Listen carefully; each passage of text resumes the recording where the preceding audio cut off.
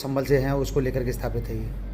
जनपद संबल में शासन द्वारा लिए गए निर्णय के अनुसार संबल में एक एटीएस की यूनिट है, उसको स्थापित किया जाएगा।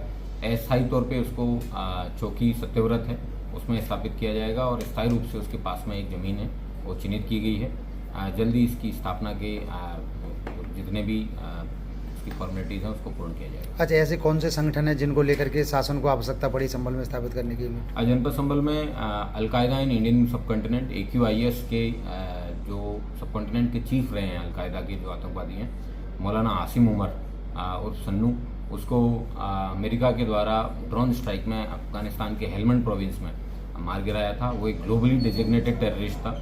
उस तरीके से उसके साथ में एक अन्य साथी हैं जो लाहौर की सेंट्रल जेल में बंद है, जिसका नाम उस्मान है, और उसके साथ के भगे हुए अभी भी कई कुल 4 आतंकवादी, जिसका नाम जफर मसूद, सईद अख्तर, शर्जील अख्तर, ये अभी तक भगे हुए हैं। इन लोगों की वजह से देश की राष्ट्रीय सुरक्षा को भी खतरा है और संभल में इनके किस प्रकार से तार जुड़े हुए हैं और इस तरह की अन्य आतंकवादी गतिविधियाँ जिसमें यहाँ से पूर्व में सामू, ISIS, सिमी, हरकतुल मुजाहिदीन, अलकायदा, इस तरीके के सभी संगठनों की जड़ें हैं वो यहाँ पे रही है।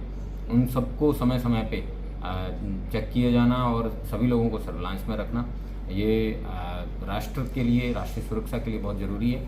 उसी को मद्देनजर रखते हुए शासन के द्वारा निर्णय लिया गया है और जनपद पुलिस के द्वारा उनका भरपूर सहयोग है वो किया सर, जैसा कि 24 नवंबर में हिंसा हुई थी और पुलिस पड़ताल के दौरान भी जो विदेशी कारतूस या कुछ पाए गए थे, वो भी एक वजह रही क्या? जनपद संबल में विभिन्न प्रकार की ऐसी गतिविधियाँ हैं, अवैध गतिविधियाँ हैं जो कि राष्ट्र विरोधी गतिविधियाँ हैं। उन सबको मद्देनजर रखते हुए शासन के द्वारा निर्णय लिया गया है और शासन के द्वारा दिए गए इस निर्णय को 100% उसका कंप्लायंस कराया जाएगा।